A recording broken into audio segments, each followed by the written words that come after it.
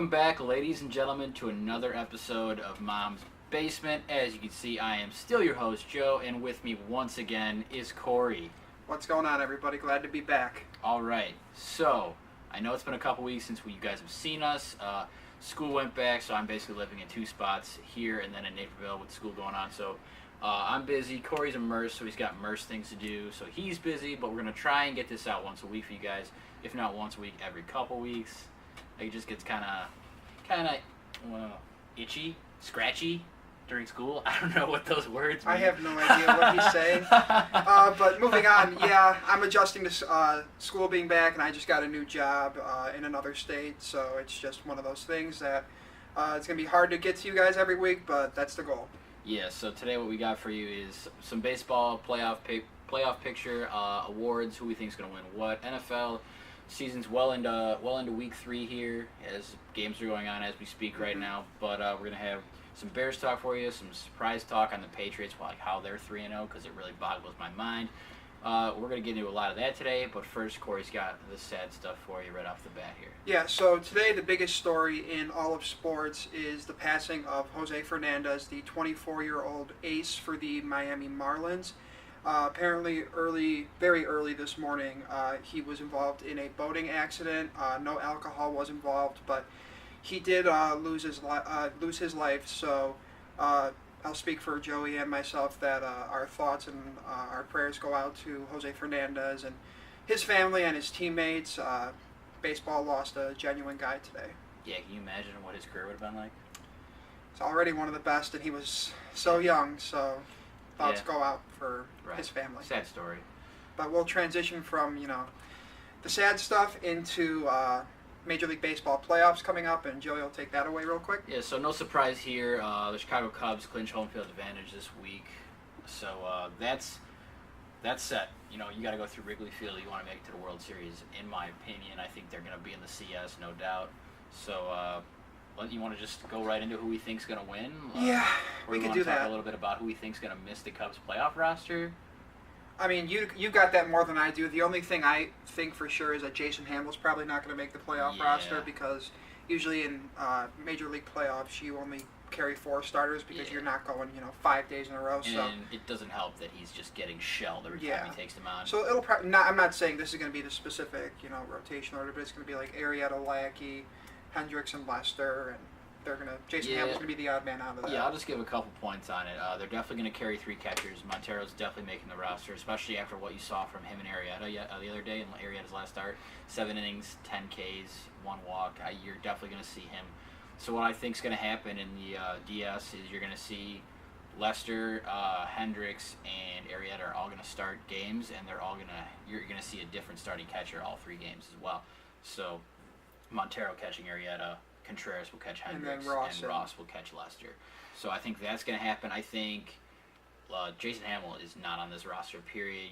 I think when you look at a long man, a right-hander out of the bullpen, a guy that can come in like the 4th inning if something goes bad, I think you look at Trevor Cahill. He doesn't have as good a stuff as Hammel, but he's a guy who's accustomed to coming out of the bullpen in tough spots and getting the job done. So I would have more confidence in him. As far as rotation goes for the playoffs, Joe Madden has basically set it up already. He pushed Kyle Hendricks back 2 days to go behind John Lester, so that basically says Lester's your Game 1 starter. Hendricks will start Game 2. Arrieta will open Game 3 on the road, and John Lackey in Game 4. So I think that's basically what I would have done. I don't see why you go away from the hot hands right now in Lester and Hendricks. Yeah, because Arrieta's come down to earth a little bit this year. He hasn't had as good of a year as he's had previously.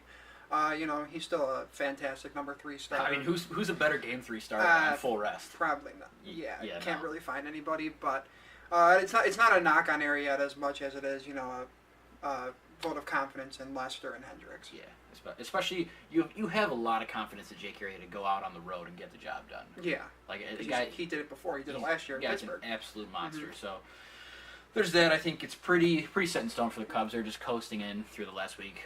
Hopefully nothing terrible goes down for them. Because that would be horrible. We already had Kyle Schwarber. Imagine if they had Kyle Schwarber. I mean, would it really make much of a difference? I mean, I'm just saying you're missing at least 40 home runs right there. But, okay, yeah, because there's only 9 positions on a field, and they have studs everywhere and beyond. So that would be a problem. I'm just saying. So let's look at the playoff preview. Who we think is going to be in NL. It's obvious the Cubs have already clinched this 1 seed. They are crushing people still. I mean, plus 238 in the run differential category. So yeah, that's the best in baseball, and it's not even close. Corey, I'm just going to assume you've got the same as your 1 seed. Yeah, well, in the NL, yes. Yeah. It's nothing, I have nothing really to say. He's the fan. I'm not, but I'm not stupid. So we'll move on to the 2 seed. 2 seed, I got the Nationals. They're a really solid team. I like their rotation. I just don't know what they're going to get from Strasburg going Yeah, forward. because what was it? He had 1 start when he came back from injury, and then he had to get an MRI again. And Yeah. he's, if there's going to be a team that can kind of maybe compete with the Cubs, it could be the Nationals, and it all really depends on their pitching, beyond Scherzer. So they really need Strasburg could be like that fulcrum there. X factor. Yeah, the X factor that. I don't even think he's their biggest X factor. I think it's going to be Bryce Harper if they end up in the NLCS. He's been battling a shoulder injury all season. That's kind of why you haven't seen the Bryce Harper we saw last year. So that's been really lingering him all year. Or hindering. Excuse me. Lingering with him. That has Lingering hindered with him him, all hindered. year. There There we we go. We got it, guys. We're Words are professional. hard, man. Yeah. We're professional. So yeah, I think if they end up in the CS, that could be a factor. Strasburg could be a factor. So they got a lot of ifs, ands, buts about it. But Corey, I assume you're gonna say the same thing as me. 2 seed. 2 seed, yeah. Washington. Yeah, Washington's my 2 seed. Okay. Sorry, I thought we're on the same page with this stuff, guys. It's just he's been explaining everything, so I'm just like let's let him go. All Let's right. let him go. 3 seed. This is the team that, as a Cub fan, I am the most scared of, and it's the LA Dodgers. Let me tell you why. They kill right-handed pitching. Like, they're awful against lefties, but they kill right-handed pitching, and the Cubs only have 1 lefty starter. That's a little bit frightening. I mean, I'm not totally worried because I still think the Cubs are head and shoulders better than everybody. Which they are, but Yeah. But I mean, that's one thing that worries me. in baseball, really anything can happen. So you've got those numbers against the how they hit against right-handed pitching, and you got to worry a little bit about Clayton Kershaw's health because there's no way he's 100% right now. He's been good since he came back off the DL. He's been good. He had I think I can't remember his first start back, but it wasn't complete Kershaw stuff. But I don't know if you can just go into the playoffs and expect Clayton Kershaw to be Clayton Kershaw again. I have my doubts, but Well, let me tell you on the opposite side of that. So we know Clayton Kershaw has been, iffy in the playoffs in his career, statistically. yeah, He's been not Clayton Kershaw in the postseason. So every year he goes into the playoffs, he's at 230, 240 innings. This year he's going into the playoffs like 140, 135, 140 that's a innings. well-rested Clayton Kershaw It's right a very there. well-rested Kershaw. That could just be the factor of why he has not been as good in the playoffs. He could have just been gassed. Like, that's a lot of innings to throw. Because he goes out there and throws 7-8 innings every single time. Yeah, and then you got to wonder if that's like a managerial thing, Yeah. or keeping him in too long. But they traded for Rich Hill. Rich Hill's been really good. Yeah, Rich Hill's been one of the best pitchers in baseball Rich since Hill's last year. Rich Hill has been a good find for them in the trade market. So they bolstered that pitching a little bit. I don't know what the Cubs' numbers are necessarily against left-handed pitching because it seems like the Dodgers between Hill and Kershaw and Urias, they have a few lefties in there. So I assume the Cubs rake against everybody. So Yeah, they do. So I don't think the Cubs' offense will be a problem. But if there's a team, that could be a little bit of a concern for them, Joey thinks it's the Dodgers, and I used to think it was the Mets, but I got to pick somebody else now. So Yeah, one thing about Rich Hill, it's funny. In 2007, when he was with the Cubs, he started 32 games that season. Since then, how many games do you think he started in Major League Baseball? well, he's had his injury issues. Sure. I have no idea how many. I think it's 42. 42. Since 2007. Yeah. So, and I think 19 have been this year. So, he's he's as well rested as you can get, I guess, if he's fully healthy. Yeah, Since he's he has- incredibly fragile. Though. It's true. He is fragile. We saw that with the Cubs. I never thought I'd be saying, Rich Hill's name again, to be honest. Since he left the Cubs, he spent some time in the minors. I didn't even know he was a Cub until you told me he was a Cub when we first started talking about Rich Hill. Sure. Not right this moment, Sure. but yeah, it's been. Yeah, I remember. He's had quite the roller coaster career so far. Sure. It's a good story. Mm-hmm. So your 3 seed is the Dodgers as well? Yep. Yeah, okay. Got to go with the division winners, and I just think the Nationals are better than the Dodgers. Yeah, and right. Cubs are obviously 1, so it's not that hard to make power rankings in baseball. Absolutely. Well, except for this wild card is a horrible. I don't know who to Yeah, take. yeah. I've had my 2 for a while. Yeah. I've thought it, but yeah, go I'm ahead. looking at the scheduling, the Mets play the Philadelphia Phillies and then the Marlins to finish off the season. So I think that's just going to really give them the advantage to get the 4 seed to host the wild card game. But the Mets are bad. If you look at this roster, it's depleted. Syndergaard's still there, sure, but I mean, they started Sean Gilmartin yesterday. Sean Gilmartin. You know who Sean Gilmartin is? Yeah, he's a relief pitcher. He's been in AAA. He started in AAA, never started in Major Leagues. He got rocked. He had 6 runs in like 2 innings. They bring in Rafael Montero out of the pen, but they're so depleted. Yeah. And in my mind, if they end up winning the wild card game, the Cubs will sweep them, 100%. Yeah, I mean, that's probably if you ask Cubs fans maybe a month ago, that'd probably be their biggest fear coming in would be the Mets, just based on what happened last year. I remember Sylvie on the Waddle and Sylvie show. He talked about having these horrible, scary dreams about Noah Syndergaard ruining the Cubs season, but what they're best at is pitching, and they have just been so depleted by injury. And sure, they picked up Jay Bruce as a bat, and basically you look to at supplement the pitching, but it's just not enough. You look at their opening day rotation. Harvey, Motts, and DeGrom are all out, so that's 60% of your rotation. You can't really come back from that. So your 2 starters, Bartolo Colon, essentially. Yeah, Bartolo Colon, the ageless Bartolo Colon. But yeah. You can't lose that much of your rotation and expect to contend, at least for a World Series. I mean, somehow they've been finding ways to win down the stretch. Yeah. But, I mean, they won 17-0 today. Yeah. But, yeah, that you just... I have them as the 4th seed. I don't see them getting very far if they win the wild card game. And as you say, 17-0, I mentioned the scheduling. That was against the Phillies. So that's just, again, that backs up the point to where they should get in as the 4 seed. Going on to the 5 seed, I've got the Giants. Again, they've just got a little bit easier road than the Cardinals do. Cardinals got to play Pittsburgh. So, I mean, that's tougher than what the Giants have to do. The Rockies, like, come on. And it's an even year, so I'm not going to bet against them in the playoff picture. Yeah, the more I think about it, the more I kind of want to switch around the Giants and the Mets. I mean, either way, I think both are going to make it. Yeah. But, with Cueto and Bumgarner and Samardzija and... I think Cueto's got a groin injury, actually. Yeah, so. he does. I don't know if that's how serious that is. I think they're just going to play safe with him for now because, it's playoff time. And, I mean, I don't know if they can necessarily afford to play safe with him, but, I do think that they have an easier shot to make the playoffs than the Cardinals. I think they're more talented than the Cardinals. I mean, the Cardinals have been winning with, a bunch of nobodies and names you wouldn't look twice at, but... I still think the Giants have the inside track on that last spot. If they get into that wild card game, it's gonna be tough to beat Madison Bumgarner either way. Yeah, that's a good thing. If they get into the wild card game, they don't have to necessarily rely on Johnny Cueto. Yes. Because you can put Bumgarner out there, and then Bumgarner can come back for game 2 or 3 of the DS. So. Yeah, I'm hoping for a 3-way tie actually. Yeah. But you just never know these days. So all right. Had to get it in there. All right, we're gonna move on to the AL. My 1 seed, my 1 seed is the Texas Rangers. Surprisingly, I like Texas. Their lineup's phenomenal.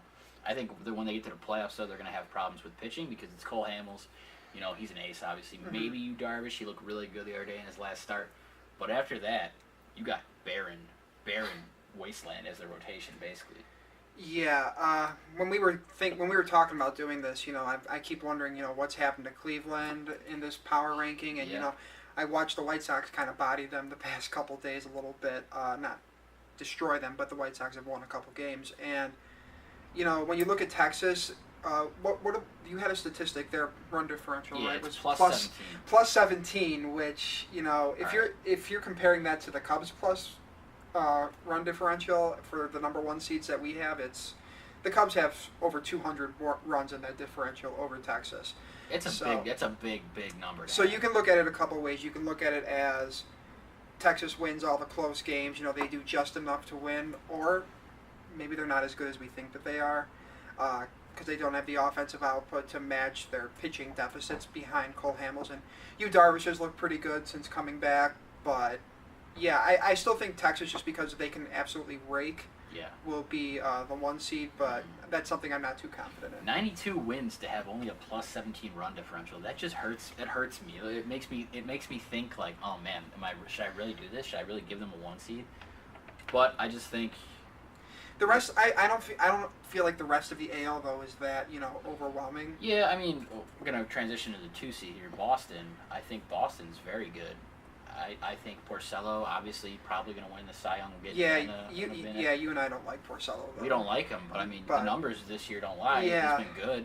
David Price, David Price is David Price. He's a 1. He's a bona fide ace. You paid all that money to get him. Yeah, he struggled to start the year, for sure. Yeah, for sure. I feel like you can rely on David Price coming down, and they got an MVP candidate in Mookie Betts. And, David Ortiz, Xander Bogaerts. I mean, David Ortiz has got to be having like the best last year of your career, because is he at 40 home runs now? Yeah. It's insane. I mean, he's going to get some MVP votes. He'll get some votes. Mookie Betts is going to get some MVP votes. I mean, they can hit, and the only thing is, the question for me is, do they have enough pitching? And I'm not sure they do, but Texas is in that same boat too. So I feel like they're pretty close as far as 1-2 seeds go. Yeah. So your 3 seed, this is probably going to be obvious, right? Well, the last division winner. Yeah. Yeah, Cleveland. Cleveland was the 1 seed, and man, if they had gotten, going back to the trade deadline, if they had gotten Jonathan Lucroy, I feel like that would have made, great strides for them in that lineup. 100%. But I mean, they're the best team in the AL Central. They have a pretty comfortable lead over the Detroit Tigers in that division. I feel like they're having a little bit of a bumpy road coming down the stretch. They've been hurt coming down the stretch. Yeah, a little bit. They're not pitching as well, and if they don't pitch well, they're not going to win games. Because they can't score. Yeah. At least, the first 2 teams we have, they can outslug the Cleveland Indians any day of the week and twice on Sundays. So I mean, Cleveland's going to win the division, but they're firmly the 3 seed. Correct. Yeah, I agree. Mm-hmm. So wild card, this is where we're going to differ here. I think we both have Toronto as the 4. Because again, Toronto can out-hit a lot of teams. And they've got Marcus Stroman, arguably the best pitcher in the sport. No, I just love Marcus Stroman. Yeah, he does for some reason. HDMH, height doesn't matter. Heart. Shout out Stro Show if you're watching this. What's up, bud?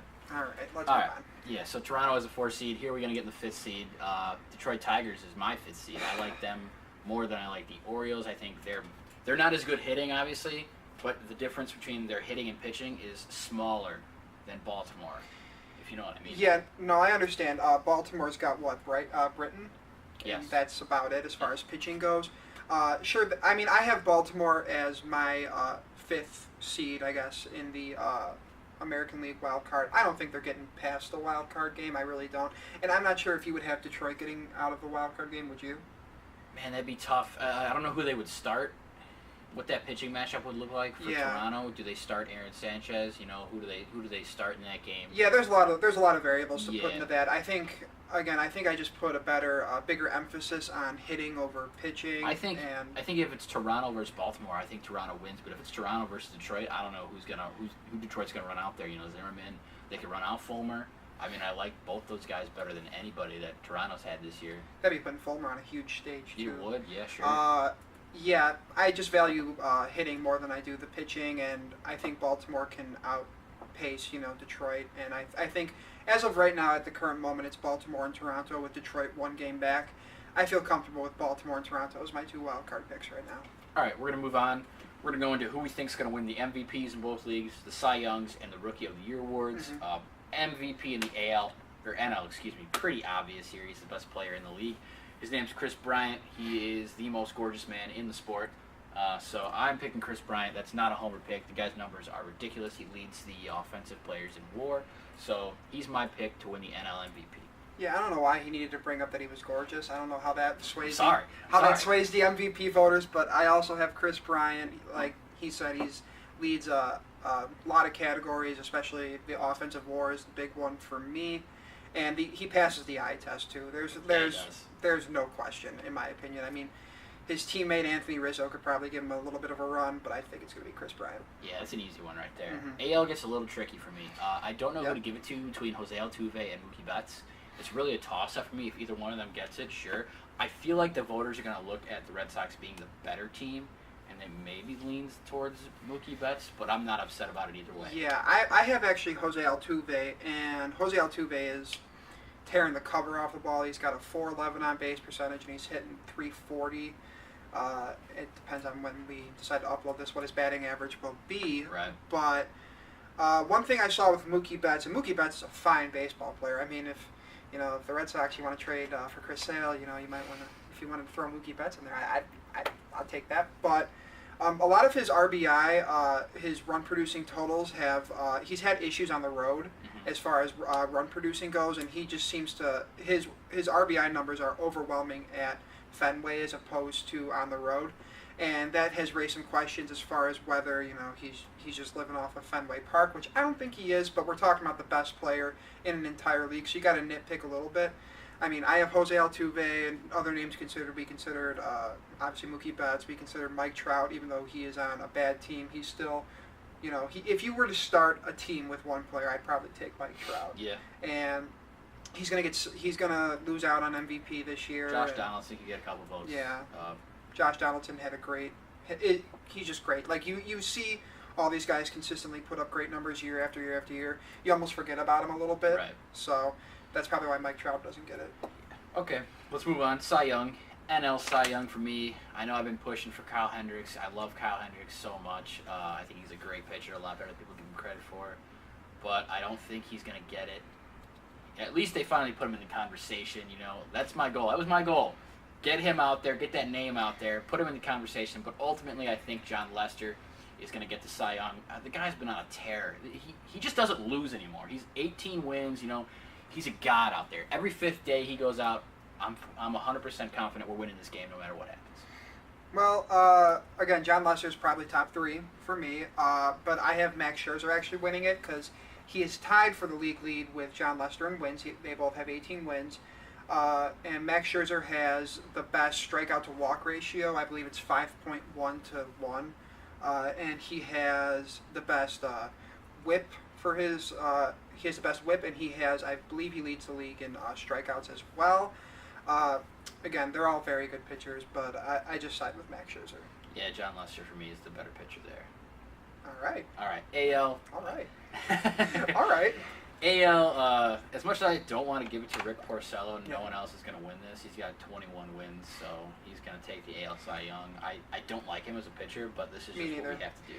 Yeah, when it comes to voting, for people who don't actually really follow award voting, they focus on, the biggest thing that sticks out for pitchers is wins, and, Rick Porcello leads the league in wins, and, there's not much you can do about it. He's had a fantastic year. I can't fault him for it, but I'm not the biggest Rick Porcello fan. And same. Part of me wanted to mention Jose Quintana in the running because I think he's been better than Chris Sale this year, even though Chris Sale has the best odds of winning the AL Cy Young Award according to Bovada at 8-5. But I can't give it to either one of the White Sox pitchers. I got to give it to Rick Porcello, unfortunately. All right, real quick, we're gonna go through the Rookie of the Years here. NL. This is easy again. Not Kyle. It's Corey Seager, shortstop for the Dodgers. The guy's an absolute tank. He's going to be in the MVP voting for the next 5-10 years. This guy's an absolute stud. One of the best in the game. For me, it's an easy pick. He's your Rookie of the Year in the National Same here, League. no question. Yeah, all right. AL, this is where we're going to differ. I think I'm right here. Yeah. I don't see why Corey's doing this. But I've got Michael Fulmer, the beast for the Detroit Tigers. This guy's a stud. This was a really good trade for them, getting Fulmer for Cespedes. So I think he's had a great year. He's going to win the AL Rookie of the Year. Joey's not going to be happy, but I do if I had to make an educated guess, I think Fulmer gets it. But the person I would vote for, and he's only played 40-some games. I think it was 42 games so far. Is Gary Sanchez, the catcher for the New York Yankees. He is hitting .330, and he's got 19 bombs in 42 games, which basically puts him on pace for a 70 home run season, which is ridiculous. But he was instant spark when he came up, and The big argument that Joey was trying to use against me was that he's only played 42 games. A pitcher pitches once every 5 days. That doesn't matter. He gets 35 starts a year. Doesn't matter. So, he's played in 35 games. Does not matter. Gary Sanchez has played in 40-something games. Stop. So, yeah. Stop. So, no. You're giving an award. That's like giving a pitcher the MVP award because he pitches once every 5 games. They've given pitchers MVP awards. Yeah, but a vast majority, who does it go to? Position players. So, you're giving a guy an award for an entire year when he's played in 1/5 of his team's games. not a big deal to me. He's been the better player for the whole season. Better player for the whole For season. 1/5 of the whole season. For the whole season. For 1/5 of the whole season. Can't yeah. give it to Sanchez. They're not going to give it to him. He's not. I don't think he's There's going to a get 0% chance Gary Sanchez wins the AL Rookie. Oh, I think he's going to get some votes. There's a 0% chance He's going to get some votes. No, I'm not talking votes. He's not going to win. Period. Okay, you can't say 0% if he's going to get votes. If people give him first place votes, then yeah, that's not a 0% chance. Well, he's not going to win. I don't care about his votes. He's not going to win. Period. End of story. I would vote for Gary Sanchez. Stop there. All right. 20. That's like 26 minutes.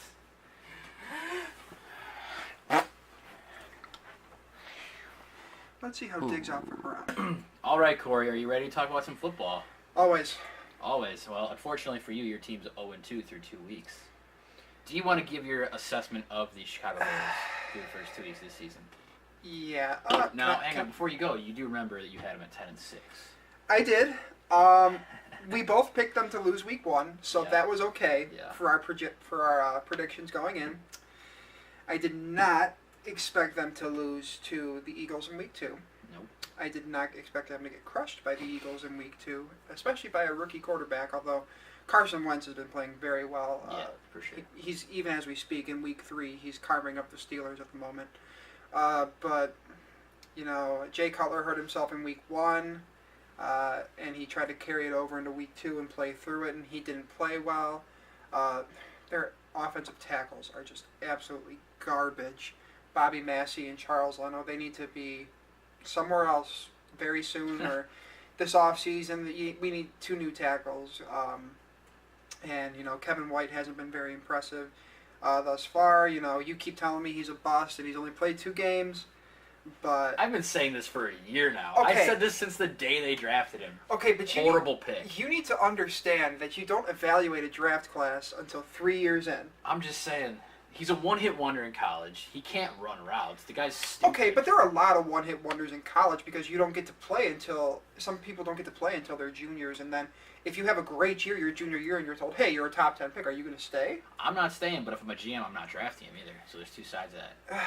Yeah, you're right, to a certain extent. I don't blame him for leaving. Obviously, you want to cash in while you can. Yeah, and I don't think it's like an effort thing on his part. I think he's just, I don't want to call him dumb, but he doesn't know his damn playbook yet. He's dumb. He doesn't know the playbook yet. I mean, the interception in Houston, which Cutler got just ragged on for by certain people, was him not running the right route. He was supposed to run an out. He ran in. Cutler throws out, and it's picked. And yeah, Kevin White hasn't been very impressive so far. To a certain extent, I've been pretty pleased with the new acquisitions on defense, but then they just got decimated by injuries in week 2. Danny Trevathan's going to be out for a while. Eddie Goldman's going to miss 4 weeks. Bryce Callahan, all these different players. Amos, Kyle Fuller is still out. He's probably going to be out for week 3 from what I'm seeing. And my assessment through so far, it's not been impressive. If Cutler's out for a prolonged period of time, I think his time in Chicago will be done. They're definitely going to cut him after the season, I think. They don't owe him any more guaranteed money. Yeah, that's true. So people who gave, Phil Emery crap for signing Jay Cutler to that long deal, it was essentially a 3-year, $54 million deal, and they're in the 3rd year of that overall 7-year deal. So if Cutler's out for a prolonged period of time and they have a high pick where they can, draft one of the top quarterbacks, you can probably say that Jay Cutler is going to, hit the road, and they'll probably re-sign Brian Hoyer and draft a quarterback. But yeah, if Cutler's out for a while, the season's going to be done if he's out for a while, because I don't trust Brian Hoyer to do anything. And I want to talk about Jay Cutler here. First of all, for people that say no team wants to pick up the contract, it's average. It's 14th. It's $18 million per year, which is about middle of the road for quarterbacks. Which is 14th of highest paid quarterback in the go. NFL. So average. And in the NFL, the narrative is if you're an average quarterback, you get paid. Yeah. Period. Like, that's just how it works. I mean, you see the money Colin Kaepernick is getting paid to sit on the bench. Correct. Yeah. I mean, and to kneel during the national anthem. Well, that's another issue. Yeah.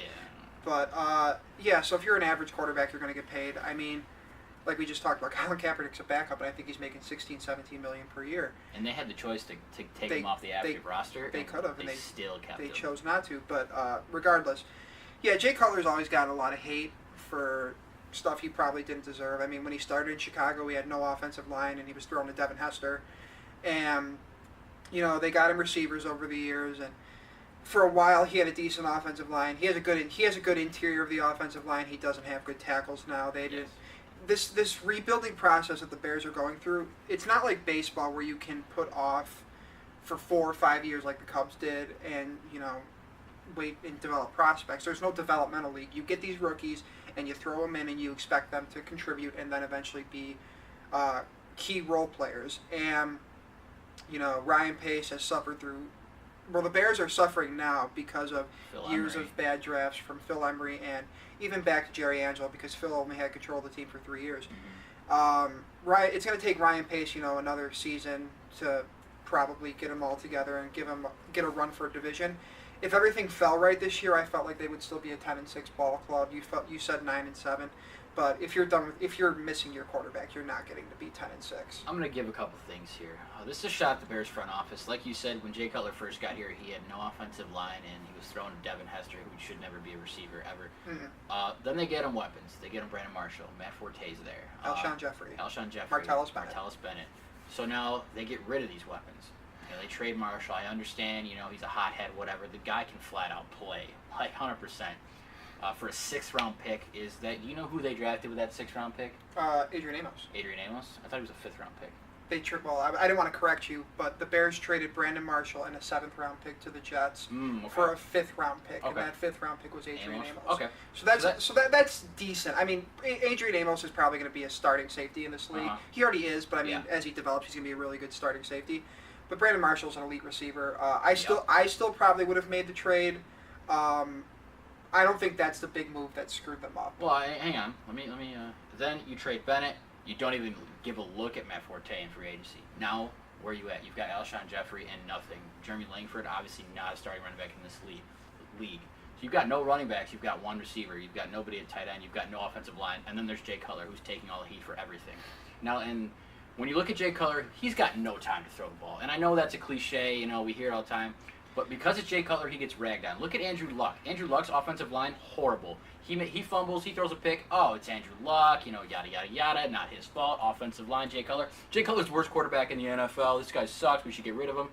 You know, that's garbage for me. Garbage. Yeah, I've been thinking a lot about this since he got hurt this past week. And ultimately, I feel like by the time the Bears are a team ready to compete, I don't think he's the quarterback for this team anymore. And I'm not saying he's a good quarterback. I'm just saying he doesn't deserve all the. I think he is an average to good quarterback when he plays well. He has a ridiculous arm, makes very good throws, but he makes a bonehead decision every now and then. But there's very few elite quarterbacks, and then it's just this big pool of average. Yeah. I mean, I don't see why he gets the hate that he does. I think it's because maybe what the Bears gave up for him and what they were expecting from him. But that's all on Jerry Angelo and back in the day when they traded for him and then they signed a 57-year-old Orlando Pace to protect him at left tackle and gave him Devin Hester and Johnny Knox as his receivers. Yeah, so I think if you're hating Cutler, and if you call him not tough, you need to reevaluate some things, man. The guy got sacked like 160 times in 3 years. I mean, it was it's just ridiculous. so so bad. If you're calling him tough, your analysis is lazy. Yeah. Oh my God, Stephen A. Smith, if you're watching he's this a somehow, jackass. You are garbage. Stephen A. Smith is a jackass. And why do you have your own radio show and First Take? Like, I'm better than you, 100%, Stephen A. Smith. Just because you got connections, I'm still better than you. I'm coming for your job. Yeah. You can say Cutler is a problem with the Bears, but you can't say he is the only problem. Right. He's a quarterback. He's one of those guys. You can win with him at quarterback, but you're not going to win championships just because he's taking over. Jay Cutler's the type of quarterback where you need the good weapons around him, which they did have at one point. You need an offensive line that doesn't get him killed, iffy. And then when he had those weapons, when he had Marshall and Jeffrey and Bennett and Forte as a Pro Bowler, he had an average, at best, offensive line. I would still say below average. And the defense was historically one of the worst defenses in the Chicago Bears history. You can't expect him to stop a team from scoring 35, 40 points a game. And even since Cutler's been here, there's I read an article about statistics. I'll have to find it, and I'll maybe tweet it out or something. But when he's had, historically since he's been here, an average defense scoring defense, the guy's above 500 every time. Time. I mean, when I think it was 2010 when they signed Julius Peppers, and you still had Urlacher who was still doing his thing, and they made the NFC Championship game. And he still had Johnny Knox and Devin Hester running routes from his wide receivers, and Jamarcus Webb is his left tackle. Yeah. You give him a solid defense to make it so he doesn't have to throw for 4 or 5 touchdowns a game, he can be a functioning quarterback and you can win with him. Yeah. It's just, again, by the time they're contending, I don't think he's here. And No. it's a shame because he's probably never going to be loved in this town. Yeah. For educated football fans, he will be, but just he gets too much hate. It's unreal. All right, enough about Jay Cutler. Yeah. Jay Cutler, I'm sorry, you have to deal with this. We got your back, though, no worries. No question. All right, Patriots are 3-0. I wouldn't have guessed this. I would have maybe guessed 2-2 at best. Yeah, I remember we were in the Skype call, and Yeah. you were telling me 2-2 or Yeah, right. 3-1, but they're 3-0 right now. I mean, so you look at the second and third string quarterback. Garoppolo was tearing people up, gets hurt. Jacoby Brissett comes in, basically. He threw the ball 8 times in the first half. They were just running it down Houston's throat, and then they're up 27-0. They win that game. So I mean, he really didn't have to do much throwing wise, but it worked. I mean, they won the game by a large margin, and no Gronk effectively. He was active on Thursday night, but really didn't play. It was not a factor. So. Yeah, I benched LeGarrette Blount in my fantasy league. I shouldn't have done that. No, I shouldn't have done that. Yeah. It was Houston's defense, but anywho, yeah. So they're 3-0 with 2 different quarterbacks who are not named Tom Brady. It makes you think, what can they do with Tom Brady? With Tom Brady, Absolutely. They're still odds-on Super Bowl favorites when Tom Brady comes back because it's Tom Brady and Bill Belichick. And when Gronk is 100% healthy, with him Yeah. and Martellus Bennett and Julian Edelman, Danny Amendola has actually looked pretty decent. Mm-hmm. So Bill's going to have them ready to play. They're Yeah. 3-0. They're a great team, they're great looking coach. about as good as they can be in this situation. Yeah, for sure. All right, real quick, we're going to talk about some fantasy studs and then some fantasy duds. For whatever reason, these guys didn't work out, whether it's injury or they're just not performing. We're going to start with the fantasy studs. You heard it here when we were talking sleepers. Marvin Jones, this guy has been a beast for the Detroit Lions. 408 yards, 2 touchdowns through 3 weeks. In my fantasy league that I do, scoring's a little inflated. He gets 2 points per 10 yards plus PPR. So he had 63 points today for me. Yeah, I'm trying to find his stats, but he had 205 yards and 2 touchdowns today. Yeah, the guy's been an animal. Yeah, I think he only had 6 catches too, so he's getting some deep balls, and he's the deep threat in that offense. Yeah, and for sure. He's been coming through. Matt Stafford's loving him. Yeah. So, next, Corey, why don't you talk about the guy that you didn't play this week? I never thought I would draft a Patriot running back because you can never trust Bill Belichick with running backs, but LeGarrette Blount's got 4 touchdowns through 3 weeks. He had 2 last week against the Houston Texans, who have a very good defense, but Bill Belichick said, we're going to run it down your throat, and they did just that with LeGarrette Blount. I'm going to start him I'm going to start him in week 4. We could be back here next week talking about how you started LeGarrette Blount. Yeah, no, that's what I'm thinking. We could start him, and then we could see how he got 6 carries for 18 yards, and then James White got 2 touchdowns running the football. Because Bill Belichick doesn't stick with a running back. That's how he rolls. Yeah, it's how he rolls. I should have started him. And he's been one of the fantasy studs this year because he's over a touchdown per game on average so far through this season. It's a small sample, but 4 in 3 games. And I think he's had 2 games of over 100 yards rushing.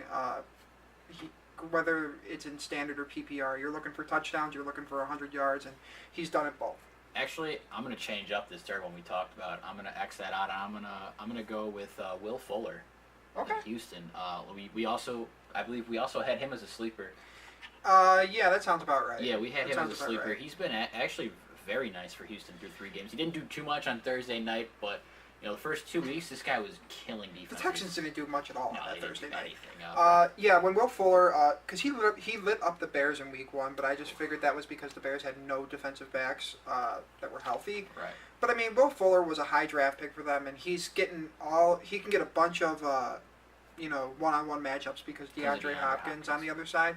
So yeah, I usually don't trust rookie wide receivers for a long term, but Will Fuller's had a great start to the year. Great start. I think he's always had the MO where his hands aren't great, but he runs routes well and he's fast, so he's smart. Yeah. He's a smart guy. So I think it's going to continue as long as he can not drop passes too often. So we'll see how it goes. All right, fantasy duds. This one's obvious, but also kind of hurts to say this guy's name in this category, and it's not really his own fault. Adrian Peterson tears his meniscus, effectively done for the season, fantasy season. Maybe he comes back in the playoffs for the Vikings. I don't know, but I know people that drafted number 1 overall, and he's a first-round running back for sure. So drafting him number 1 overall. Why? Nick Beltrami did it. Well, sucks for you. Yeah. Yeah, so that hurts. Your number 1 pick's down for the year. I mean, it's not a criticism against him. He can't help that he gets hurt. Oh, yeah, no. But he did get hurt, and fantasy owners who took him in the first round, you're scrambling a little bit right now because Matt Asiata and Jared McKinnon didn't do dick today. So there's not even someone there to reap the benefits on a handcuff. Nope. If you handcuff. I drafted McKinnon in a couple leagues. I played Matt Asiata over LeGarrette Blount, so that's how I'm feeling. If you would have asked me this question, I would 100% told you. It was the Texans' defense. Matt Asiata. It was the Texans' defense. It's Matt Asiata. He had 10 touchdowns the last time he was a full-time back. That was 2 years ago. Stop. Okay, whatever. Move on.